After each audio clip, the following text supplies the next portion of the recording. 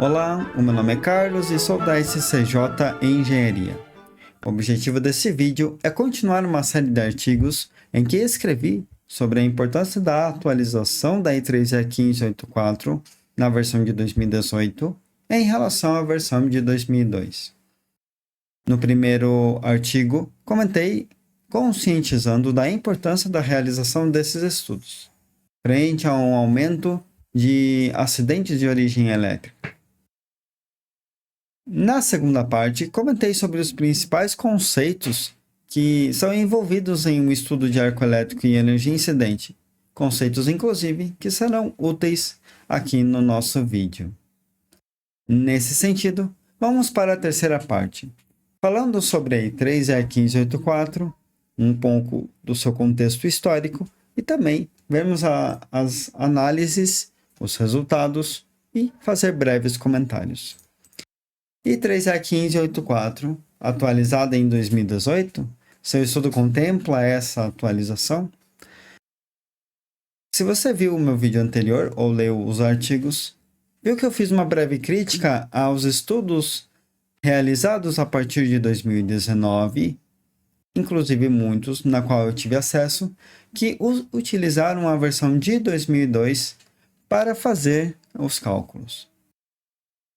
É importante nós sabermos a diferença entre as duas normas.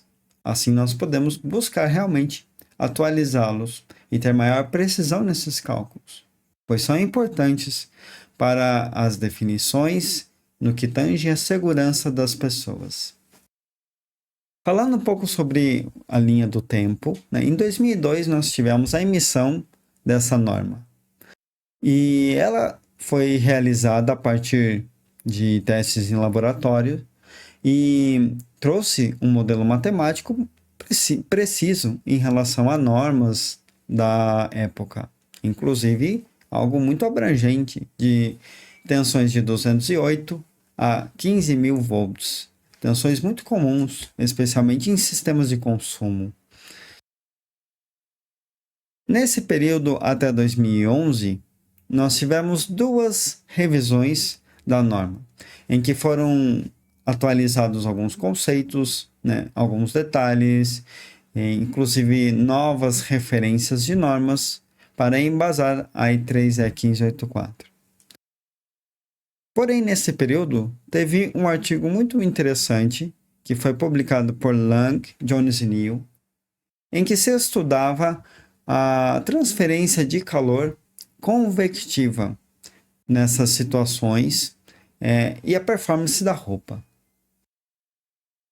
Esse artigo ele foi muito importante e falaremos mais à frente o impacto dele, mas direta ou indiretamente, os resultados desse artigo trouxe, enfim, um impacto na última versão, que foi a versão mais recente da E3E 1584, que é a versão de 2018. Enfim, ela foi atualizada, trouxe um modelo matemático diferente e opções diferentes, uma forma diferente de calcular. Bom, sendo assim, se você quiser saber um pouco sobre os conceitos que nós vamos abordar a partir de agora, em que veremos um exemplo, sugiro ler a parte 2 do artigo ou até ver o vídeo anterior na qual eu realizei. Então vamos para os dados do problema. Então, primeiramente, eu vou mostrar aqui o nosso diagrama unifilar. Esse é o nosso diagrama unifilar em que nós faremos a nossa análise. E vamos vê-lo aqui brevemente. É um diagrama unifilar simples, e vamos fazer a análise de dois pontos. Eu vou mostrar os resultados. Nós temos aqui um barramento MT, de média tensão, de uma série de cubículos, em que a contribuição é de 20 kA, numa tensão de 13.800. É muito comum aqui no Brasil. Temos um disjuntor com relé funções 50-51, né? Um relé simples, enfim. Uma entrada, né? Então, um cubículo de entrada e que tem cubículos de saída. Um desses cubículos de saída é o cubículo de média tensão para as centrífugas. Aqui é uma chave seccionadora com fusível, né? Dessa chave vai para um transformador de potência 2000 kVA e com tensão secundária em 380 volts.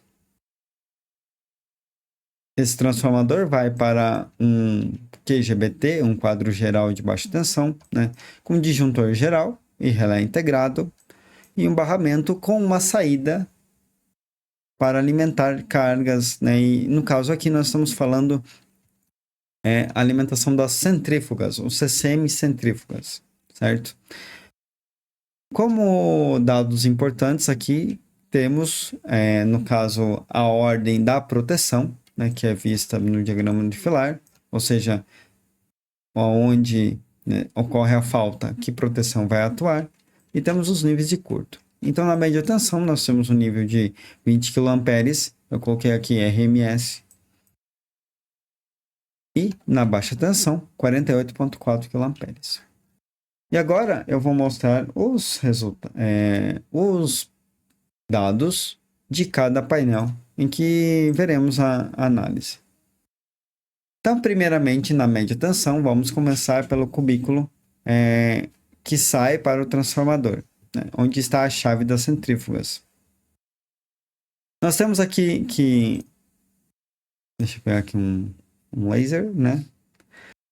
Nós temos aqui, então, o cubículo da chave seccionadora das centrífugas, em que a proteção atuante para extinguir o arco nesse cubículo é o QF2. Quem é o QF2? É o disjuntor geral que vem do cubículo de entrada, numa tensão em 13.800 volts, nível de curto-circuito, como nós vimos, 20 kA, e tempo de trip abertura ou tempo de extinção ao arco aqui em 280 milissegundos. A questão do tempo de trip mínimo nós veremos mais para frente, mas é ao mesmo tempo. A configuração do eletrodo, nós temos aqui 3 configurações diferentes: VCB, VCBB, HCB. Também chegaremos nesse ponto aqui. E as informações da estrutura e das condições circunstanciais da intervenção nessas informações aqui: gap, largura, altura, profundidade, o tipo do quadro, equipamento, tem a ver com isso, e a distância de trabalho, certo? O que é importante comentar aqui: cada uma dessas linhas representa um ponto de análise. No caso, as 3 vão representar o mesmo ponto. Estamos analisando nas 3 linhas o mesmo cubículo, com uma diferença, em que é uma das diferenças que envolve a atualização de 2018 em relação à versão de 2002, que é a configuração do eletrodo. Nos resultados, nós vamos ver qual é essa diferença. Isso tem um impacto. Isso aqui, então, são as informações para a média tensão. Vamos, então, analisar agora para a baixa tensão. Na baixa tensão, nós temos o CCM de centrífugas, e aqui nós vamos fazer a análise para a coluna de saída, né, que é uma coluna separada da coluna do disjuntor geral. A proteção atuante para extinguir esse arco vai ser o disjuntor geral do CCM das centrífugas, com tensão 380, né? Nossa tensão estamos na baixa tensão após o transformador. Corrente de curto 48,4 kA. Tempo de trip abertura ou tempo de extinção ao arco 250 milissegundos. As configurações do eletrodo faremos como na média tensão, uma configuração do eletrodo diferente, e as informações aqui relacionadas ao tipo do quadro. Aqui estamos falando de um QGBT. Da mesma forma, né, o objetivo é fazer com configurações de eletrodo diferentes para ver a diferença nos resultados. Então, eu vou mostrar agora uma tabela com os resultados. E aqui eu vou apresentar para vocês, né? Aqui na parte de cima temos as 3 linhas do cubículo de média tensão, é o mesmo cubículo, conforme comentei anteriormente, e as 3 linhas aqui mais abaixo é o CCM das centrífugas, a coluna de saída. Indo para a média tensão, nós podemos já algo que pode ser visto já no vídeo nessa tabela é o seguinte: nós temos algumas colunas relacionadas a I3E de 1584 de 2018 e temos a de 2002. A versão de 2018 tem 3 linhas, a versão de 2002 tem uma.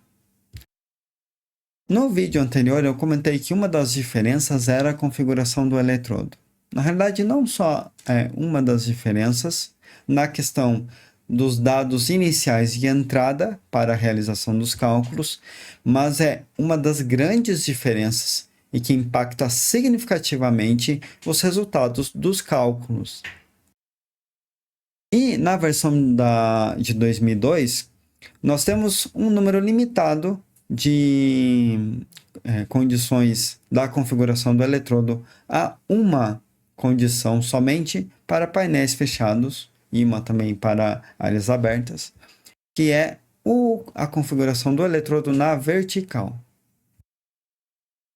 Em relação a 2018, nós temos 3 condições aplicadas a painéis fechados, que são o VCB, que é os eletrodos na vertical, VCBB, os eletrodos na vertical, porém terminados em uma das extremidades com uma barreira isolante, e o HCB, os eletrodos, os condutores na horizontal.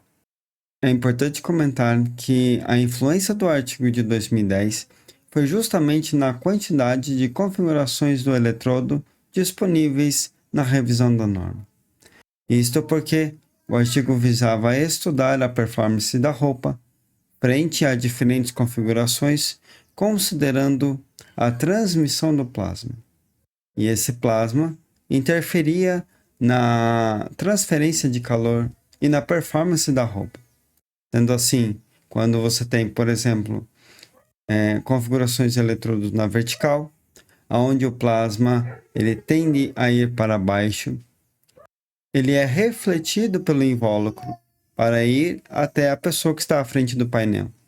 Enquanto na configuração HCB, por exemplo, onde os eletrodos estão na horizontal e de certa forma no sentido para fora do painel, na ocorrência do arco elétrico e com a transmissão do plasma, esse plasma vai diretamente para fora do painel, tendo mais contato com a pessoa à frente e com a vestimenta, transferindo mais energia de forma convectiva. Então aqui nós temos em relação aos cálculos de arco elétrico. Na média tensão, nós temos que para cada condição da configuração do eletrodo, temos para a configuração VCB 18,62 kA, VCBB 19,06, HCB 18,11 kA. Enquanto a versão de 2002, temos um único resultado, 19,18 kA. A corrente de arco mínima, e também tem essa corrente de arco reduzida na versão 2002, corrente de arco mínima na versão de 2018. Na versão de 2002, ela correspondia a 85% do valor da corrente de arco calculada anteriormente. Na versão de 2018, ela tem ligação a um fator de correção que tem como base a estrutura do painel.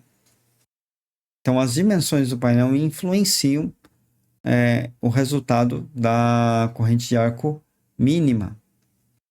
Nós temos aqui, no caso, para VCB 18,4, VCBB 18,7 e HCB 17,9. Enquanto para a versão de 2002, nós temos um único cálculo, 16,31. Bom, vamos então agora em relação à energia incidente e o limite de aproximação segura.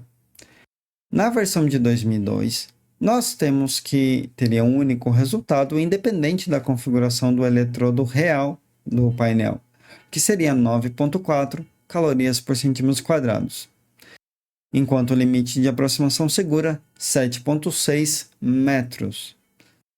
Na versão de 2018, nós temos um resultado para cada configuração, sendo 6,19 calorias por centímetros quadrados para VCB, 10,66 para VCBB, 14,48 HCB. Aqui tem uma coisa muito interessante, né? Não vou entrar nos aspectos do método de análise, né, que tem o método da energia incidente e método de categoria DPI. Mas se olharmos sobre a ótica da categoria DPI, por exemplo, somente a diferença entre VCB, VCBB e HCB tem uma diferença, muda a categoria, aumenta a categoria DPI, né? Isso daquelas categorias convencionais que nós conhecemos, categoria 1, 2, 3 e 4. Fazendo sobre a ótica da análise de risco, a diferença entre VCB e HCB já mudaria quais são as vestimentas obrigatórias em relação à energia incidente, ok? Mas isso é um método de análise. Em um outro vídeo nós podemos entrar com mais detalhes nessa questão. Então, nós vemos que o impacto da diferença da configuração do eletrodo aumenta entre VCB e HCB, por exemplo, um valor de aproximadamente de 8 calorias por centímetros quadrados. Isso é uma grande diferença, né? Isso é uma grande diferença. Na baixa tensão, então, vamos agora para o nosso CCM das centrífugas. Nas colunas de saída, né, em que quem atuará é o nosso disjuntor geral. Os níveis de arco elétrico calculados, respectivamente, para cada configuração do eletrodo é 25,7, 30,08 e 25,23. Isso para a versão de 2018. Em 2002, a versão de 2002, nós temos um único cálculo, 18,44, né? Conforme comentei, porque era uma única configuração do eletrodo a ser escolhida. A corrente de arco elétrico mínima, 22,39, 26,25, 21,58. Para a versão de 2002, 15,67. Aqui na baixa tensão, nós já vemos que tem uma diferença grande, relativamente grande, entre a versão de 2018 e a versão de 2002 para o cálculo de arco elétrico. E essa diferença grande, ela tem um impacto que é na escolha dos ajustes de proteção para fazer a devida extinção do arco elétrico.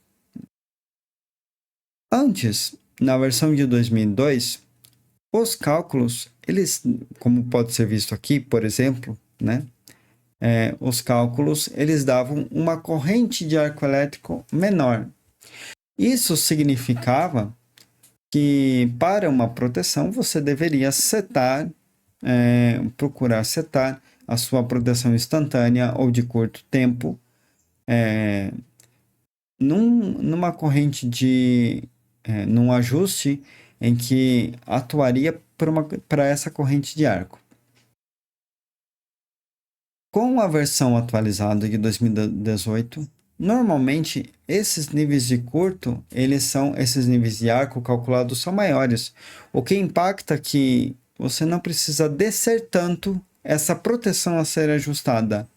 Ou, dependendo da proteção que você tenha, se for, por exemplo, disjuntores com elemento magnético fixo, muitas vezes em que na versão de 2002 esse disjuntor era considerado que não atuaria para o arco elétrico, na versão de 2018, na realidade, ele atuaria. Isso faria com que evitasse qualquer mudança.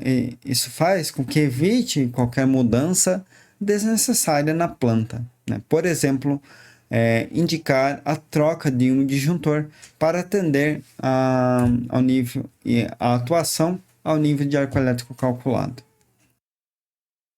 Se aqui nós estivéssemos falando de um disjuntor, por exemplo, em que ele estaria setado em um ajuste de 20 kA, na versão de 2002, sugeriria, caso ele tenha mudança de ajuste, para mudar para um valor abaixo de 15,67 kA. Para a versão de 2018, essa sugestão não seria recomendada porque o nível de arco elétrico, o nível do ajuste já atua para o nível de arco elétrico calculado. Considerando agora a energia incidente e o limite de aproximação segura, nós temos que para a versão de 2002, a energia incidente calculada é 10,2 kA. 10,2 calorias por centímetros quadrados, enquanto o LAS ele está em 2,6 metros. Para a versão de 2018, nós temos, respectivamente, nas configurações de eletrodo, 11,08, 15,25, 19,61. E o LAS, 2,45 metros, 2,48 metros, 2,41 metros. Em relação ao LAS, nós não vemos tanta diferença, né? E sim entre os cálculos, tanto entre as diferenças das configurações do eletrodo, quanto a diferença de uma versão para a outra. Mas, na energia incidente, nós vemos uma grande diferença. Enquanto a energia incidente na versão de 2002, ela é 10,2, esse valor é menor do que a configuração do eletrodo com o cálculo mais brando na versão de 2018, 10,2 para 11,08. E como a configuração de eletrodo a mudança dela tende a aumentar significativamente o cálculo, nós temos aqui um grande aumento, né, entre VCB e HCB de aí mais ou menos 8, um pouco mais de 8 calorias por centímetros quadrados. Eu mostro essa tabela e nós vimos cada resultado, na realidade, para entender somente aqui a diferença de análise da configuração do eletrodo. Por quê? Porque esse parâmetro é um dos que mais influenciam. Claro que aqui nós temos a própria influência do modelo matemático, que é diferente, né?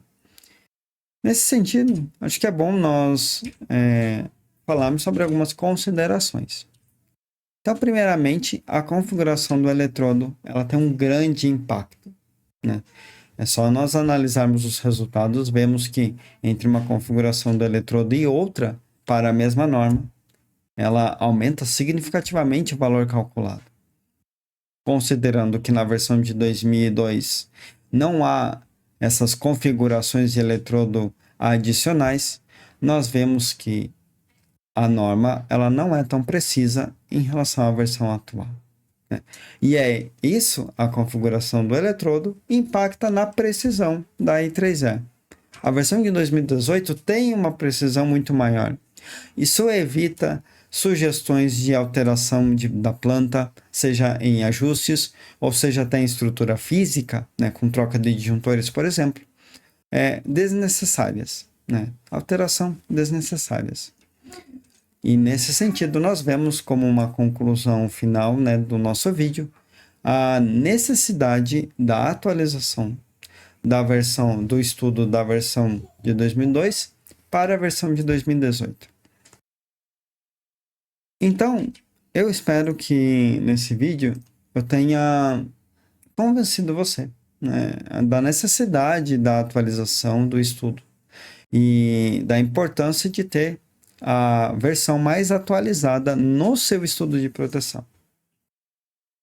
Caso você tenha um estudo de energia incidente com a versão de 2002, sugiro que você busque uma atualização, né, para uma possibilidade para atualizar esses estudos. Quem sabe isso pode ser muito melhor, trazer soluções melhores para a decisão na segurança da planta em que você trabalha. Bom, e como eu comentei no último vídeo, caso você precise, conte com a STJ Engenharia, né? Eu estou à disposição para a atualização desses estudos. E claro, também estou à disposição caso queira conversar e tiver alguma consultoria, alguma necessidade. Vejo no próximo vídeo. Até mais.